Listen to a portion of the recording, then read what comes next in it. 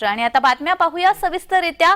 काँग्रेस आणि वंचितचे सूर जुळतायत का असा सवाल उपस्थित व्हायला लागलेला आहे। भारत जोडो न्याय यात्रेला आंबेडकरांना बोलावणं पाठवण्यात आलेलं आहे, तर वंचित आणि काँग्रेसची विचारधारा एकच असल्याचं यशोमती ठाकूर यांनी म्हटलंय।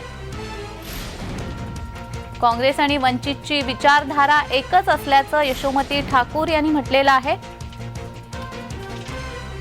भारत जोडो न्याय यात्रेला आंबेडकरांना बोलावणं पाठवलंय।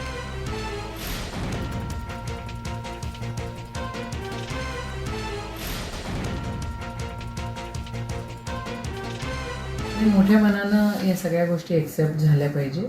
सगळ्यांची विचारधारा, वंचितची विचारधारा, काँग्रेसची विचारधारा एकच आहे आणि सर्वधर्म समभावाचे आणि संविधानाचे आपण पाईक आहोत।